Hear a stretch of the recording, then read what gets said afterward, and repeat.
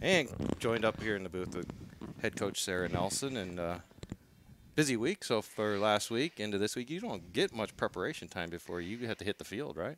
No, we definitely don't. 2 weeks and then you're off and playing games.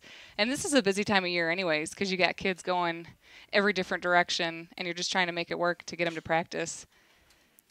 So you got to do a lot of off-season work prior to this to really get that to gel right away, don't you? We try to. In the off season, we work with pitchers and catchers, and we also bring in hitters that can come in on their own and do some hitting.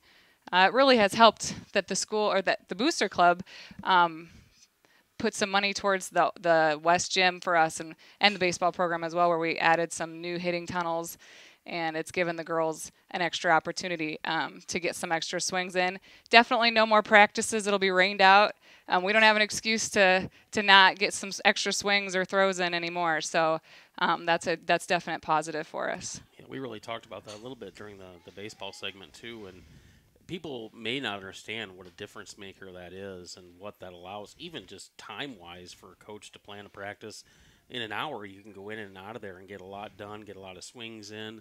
When the turf area is done with some pitching mounds and some plates, you can get a couple pitchers going at once. It's huge what the Booster Club did and what the school has done to help our athletes. Absolutely. I mean, for the longest, we have baseball and softball's really struggled to find that place. Where do we belong in the wintertime? And this has really been a huge difference maker for our programs. And there's better years to come with more improvement with some of our young kids that'll see those cages for 4 more years, you know. And you can get a lot of kids in those cages just working on fundamental things with their swings. And like you mentioned, that back area, the what used to be the stage area, once that's turfed, we can get some about probably 3, maybe 2 for sure, pitchers and catchers back there Yeah. working on some things. So, and we're more spread out and we can work with more kids at a time in a safe way. And so that's a huge positive for both of our programs. Yeah, and that's the tough thing about being indoors is it just gets crowded, right, with the number of kids. And Definitely. like you said, when you can spread them out. The other thing I think it's going to allow, and I don't know how much you'll do with this once practices start, and I know you really can't do it in the preseason workouts, but in that big cage, you could do some live hitting. You know, live once pitchers are ready, you can have some hitters hitting live off pitchers and catchers going. Yep. And getting that, and that's something I'm excited about for both sports is just getting players ready earlier because you're facing people and other teams and schools that are. Some schools have athletes that are only playing one sport and working on them year round, and we're Yep. trying to maximize What our we got. kids. And Yep, exactly. And we share our athletes. I mean, our school is not necessarily the size where kids can specialize. Some kids choose to, and that's their choice, but the majority of our students and our student athletes choose to do multiple sports, which is a good thing because it keeps them involved, it keeps them in shape throughout the year, and it makes them an all around athlete, not just a one dimensional athlete. So how are your numbers this year as far as each of your levels?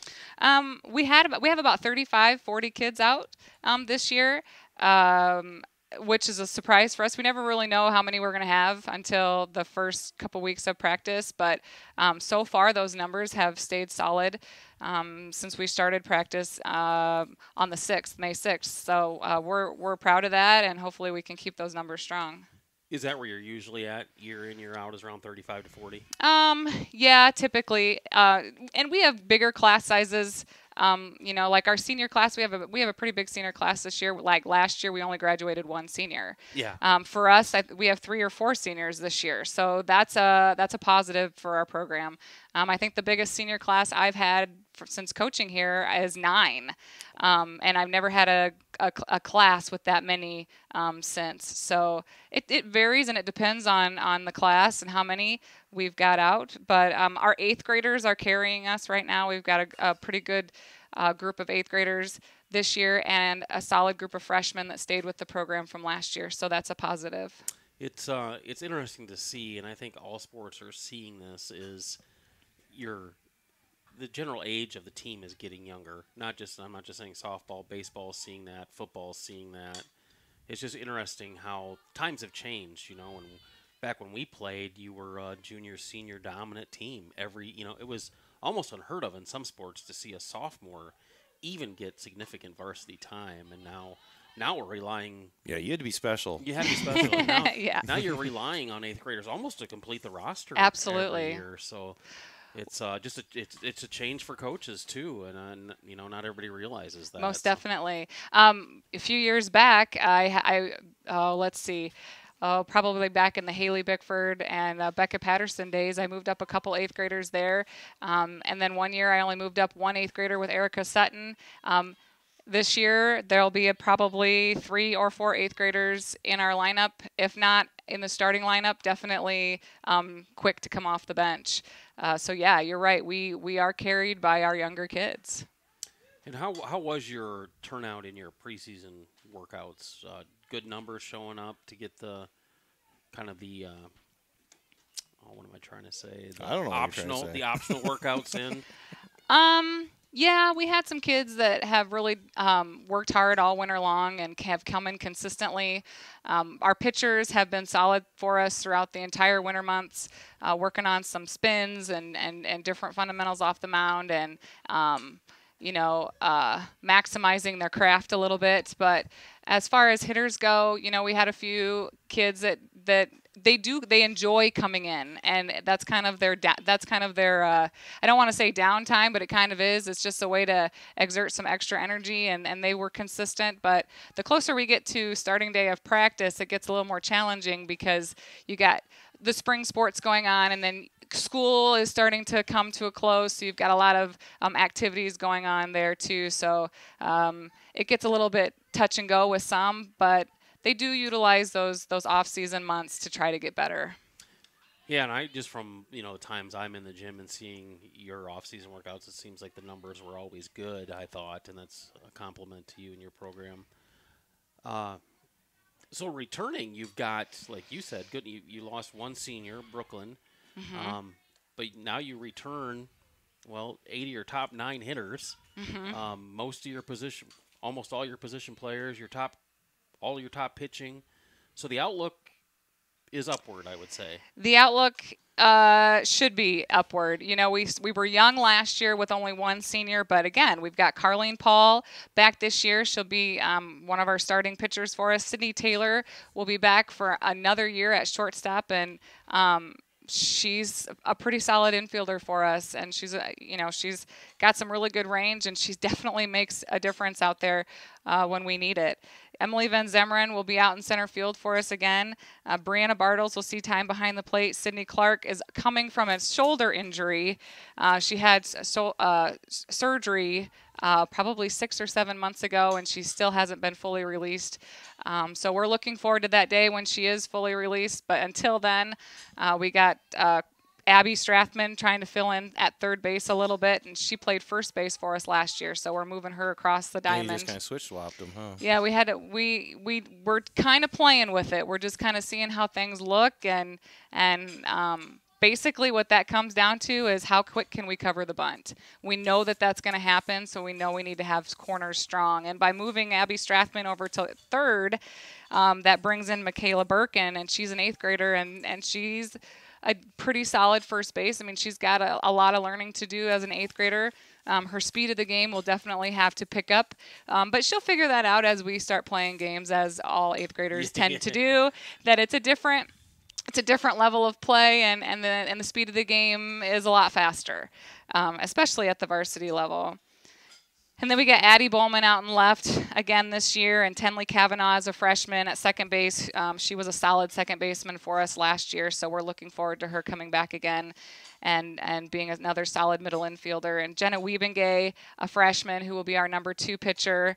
We really rely on her to pitch a solid second game for us, or first game, depending on how things roll out for us this year. And we moved Cassidy Frazier up as an 8th grader. We're trying her out in right field. That's who we were seeing out there. She's a lefty. God, we got a lot of lefties this year, and that's not even. I mean, we haven't had lefties like this in a long time. So do they all bat left-handed? they do, and so it's like, how come nobody's taught you how to slap? You are fast. I've seen teams with a lot of left-handers, but they all bat right. Too. Yeah, right. I'm like, no. We don't do that here. We're gonna take advantage of that lefty, because I told them yesterday, we were working on inside pitches, and I said that's the easiest pitch to jack over the fence if you're into the home run thing. But if you're a lefty and you hit that pitch, that inside pitch down the 180 sign, that's a guaranteed triple. And if you're a righty and you take it down the lefty side, then that's a stand-up double every time. So that inside pitch, you got to eat that up, and when you see it, recognize it and go after it. So that was one of our main objectives yesterday. But getting back on track, we got Claire I know I'm a little off. I apologize for that. We took you there. Yeah, we get sidetracked easy. What do we have for supper? Yeah, right, exactly. So we got Claire Hackman, also another 8th grader we're moving up that'll see some time behind the plate as well this year, but she may also see some time out in right field. And she's a lefty catcher. And I noticed that. There aren't too people probably give me that crazy eye like, what are you doing with a left-handed catcher behind the plate?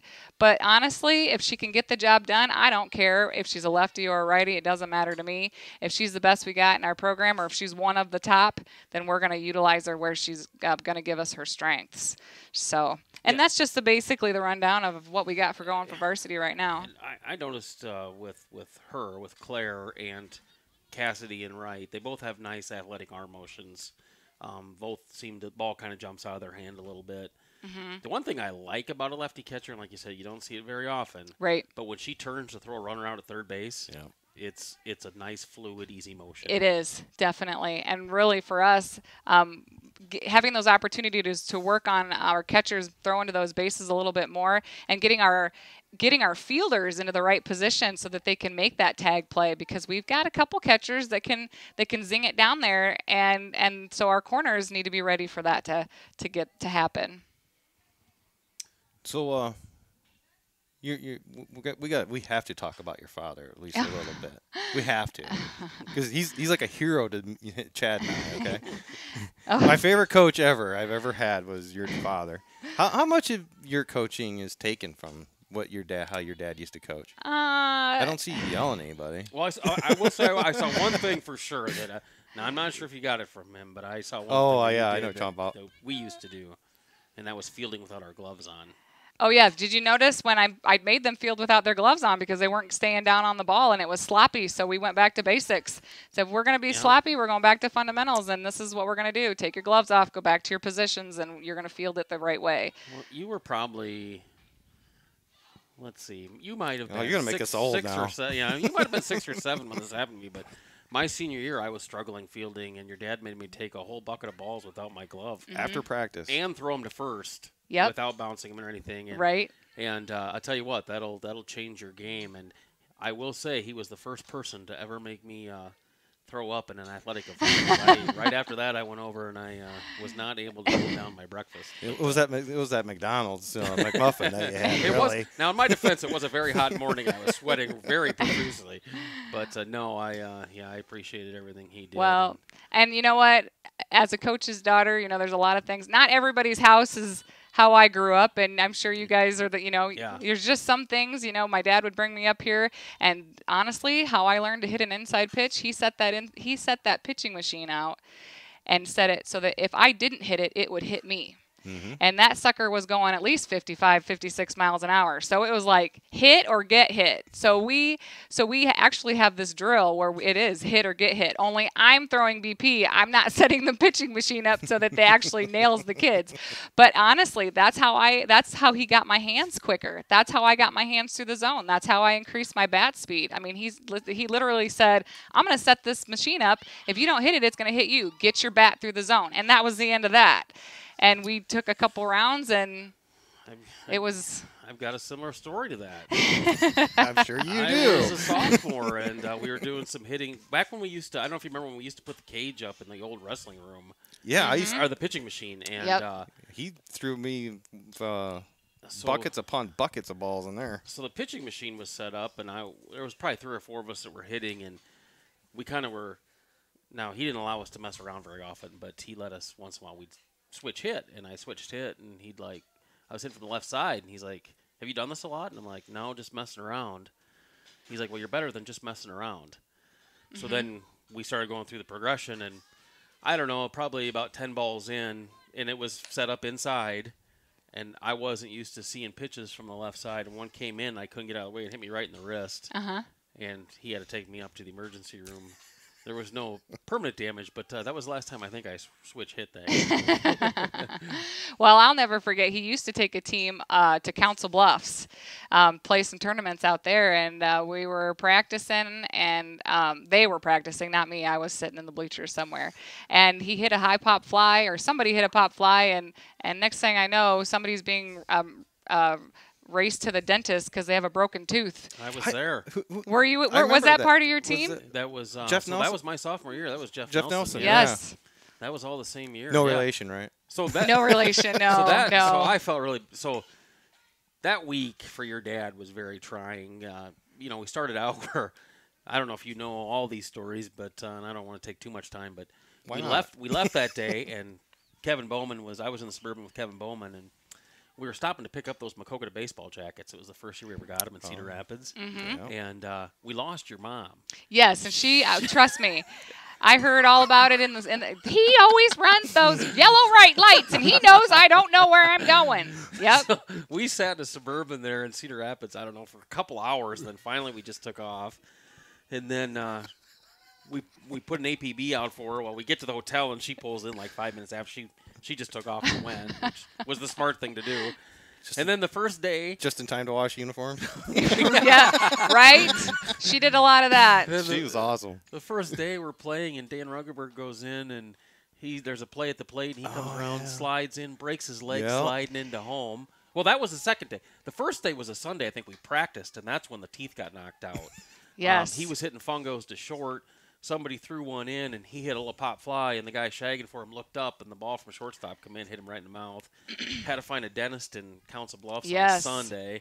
And then I think it was the very next day we played, and Dan broke his leg, so it was...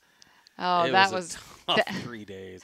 I'd say. Okay, so everybody's always heard the fungo story about him throwing the fungo bat, not at me, but over you. Over me. But all these stories, I want people to know Hall of Famer Kurt Nelson, not a violent person, okay? No. But these are just some of the things that have happened in the past. Tremendous coach. And honestly, looking back on that, I wouldn't have it any other way. I would not have it any other way. I would still have my dad set that pitching machine up so that it would hit me or I hit it, and I would still have him, hitting me fly balls out in the outfield so that I was running so hard I felt like my legs were going to fall off. I would not trade it for the world, and I've learned so much from him, even just from watching him coach. I mean, I've seen him lose his temper a time or two on an umpire before. I saw him have heat stroke. I've seen that happen too,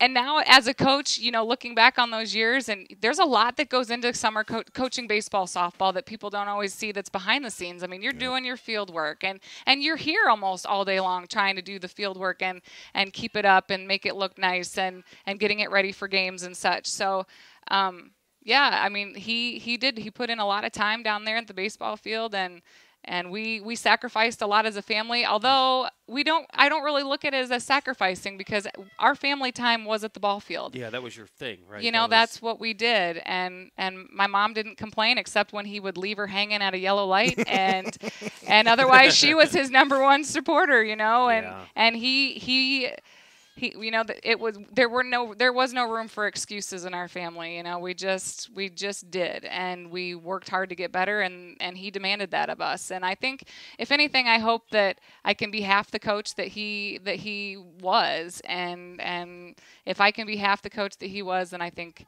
I'll be okay. Yeah, you remind me a lot of him. His attention to detail was incredible, and I felt like I was always very well prepared for any situation that would come up, and I see those same things in the way you coach. One thing that gets kind of lost in the shuffle, how many state championship teams has this school had? 4? Probably. Who's the coach of all 4 of them? Or no, out of 3 of those 4. 2 for sure. I thought he was a cross-country coach for 2 of them. Yeah, well, And I think in '95 they were state champions in cross country, okay. and then also in the 86, 87, 87, 88. He's 83 state baseball. and then baseball was 83. But is there a golf one in there too? I think that was Jeff Revere's team, I think, at that time when they won. Yeah, so there's definitely a lot of history. But he's a multi-sport. He's the only multiple state champ coach that Maquoketa has ever had. Mm-hmm. So yeah. So let's jump back to the current team and. Why? I'm going reminisce. We can do another program. So what was it like at home? You really want to know? No, I'm kidding. Are you keen to Chad and I's work? Are you a subscriber to MCSI? I am. Oh. I am. I definitely am. I've watched basketball all winter long. It was fun to watch them. I love that I can pull up YouTube and watch the games and listen to you guys. I think it's great. Well, is your dad watch them? Because he can be watching your games now, and you don't have to give him a call afterwards. Exactly. I'm going to tell him he needs to. It'll give him something to do. He's retired now. Then he can call me and say, "Hey, you should have done this. You should have done that." Yeah. If I were you, I would have done that. Ask him for a code word and give me a code word so I can put it in the broadcast and I'll say that code word in there somewhere. There you go. He'll know I'm thinking about him. There you go. Although you know what, I'm not going to lie. There are times where I do call him and I say I need some help. I've got this situation. What do I do?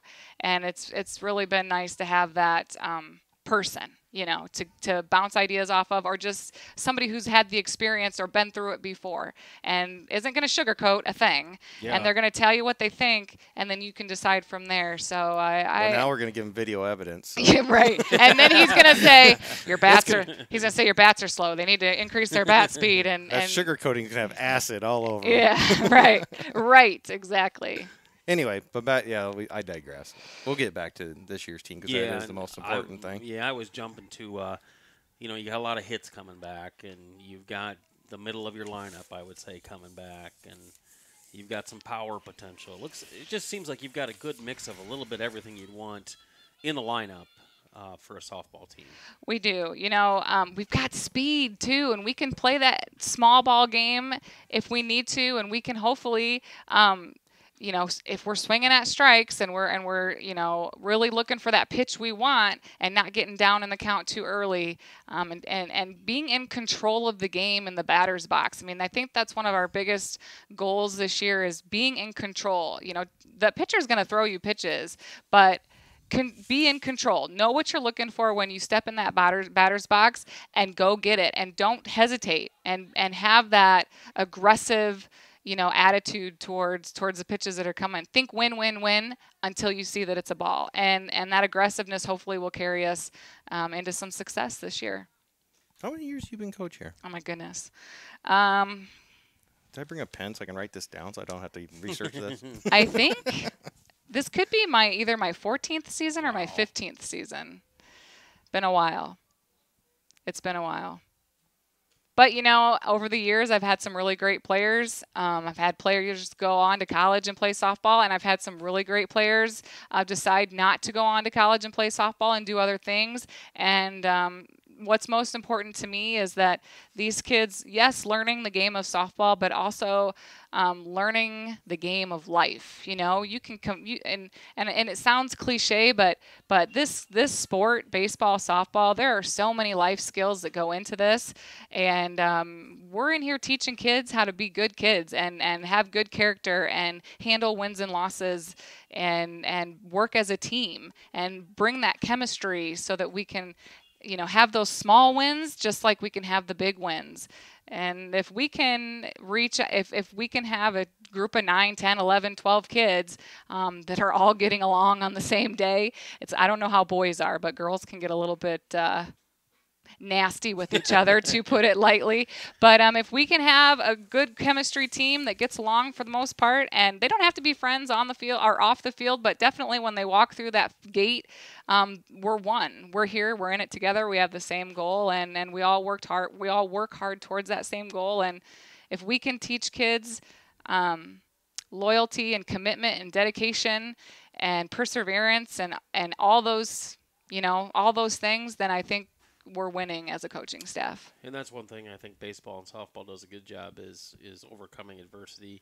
it's a game of failures. You know, Definitely. You're going to get out more than you get a hit, and you're going to fail probably more than you succeed overall Definitely. in this game. And being able to handle that and still see the successes is a huge part of growth for kids. Absolutely. You know, you take the shortstop position, for example. I mean, that position alone is getting probably the majority of the hits of all the games, and they might have the majority of the errors also. Yeah. But you have to look at, okay, look at this. Look at how many times you get hit a ball to you in a game. I mean, you're gonna have errors, so you're gonna have to be able to have short-term memory. We talk about that a lot. Short-term memory. You're gonna make mistakes. We're human. Everybody makes mistakes, but it's how you overcome that and move on that makes the biggest difference. I completely agree. So we're looking forward to this season, and we're hoping for it to be a positive one. It's definitely going to be one of growth. And, you know, the beginning of the season is a little bit rough usually every year, no matter how talented we are, just because of the scatterness of all of our players. But once school's out, it seems like once school is out and we're able to set a solid, structured routine with our players and the expectations, then all of a sudden things start to come alive for us a little bit better. So if we can reach that growth from beginning of season to end of season, we're doing pretty good. We're doing pretty good. Yeah, I think you alluded to this a little bit. It's tough this time of year to get everybody together for practice to really practice as a team and work on everything you want to work on together and get everybody on the same page. Right. So those first couple games, you kind of go through a little bit of that Definitely. Pain. And we open up with CPU this year. We're not playing North Scott. Our first game, we moved that into June, a little bit later in June, which actually that's usually our first JV varsity game, and it's our first game to kind of weed out all the kinks before we get into conference play. But to move that date really isn't a bad thing for us. It gives us another day to practice. That's the positive that I'm looking for out of the situation. And then hopefully when we play CPU, we will we'll find out where we stand. There's no doubt. We'll find out what we need to work on and where we need to go from here. How do they look, just as kind of looking at the season opener? Yeah, who are you expecting to be top of the WAMAC? Top of the WAMAC for softball? You know, Mount Vernon was really strong last year.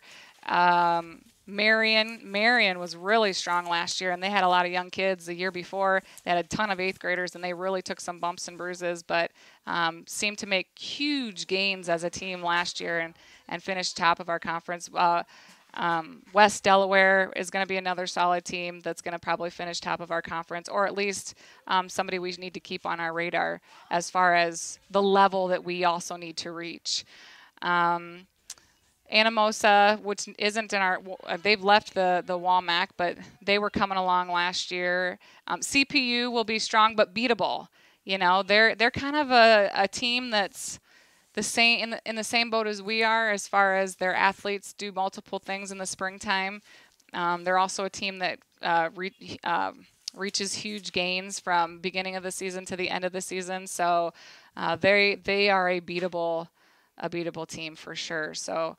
And then we have South Tama that first week also, and they're definitely a beatable team as well. So if we're playing our A game. So good opponents to start out the season, and should be good competitive games and really help the kids. And yeah, that definitely. helps. It does help. It does. And, you know, we can practice and we can – I mean, yesterday we hit fundamentals real hard, and today we touched on that a little bit. But you don't really know where you stand necessarily until you get that first game out of the way. And that first game will let us know where we need to go from here and what things we need to work on to execute a little bit better.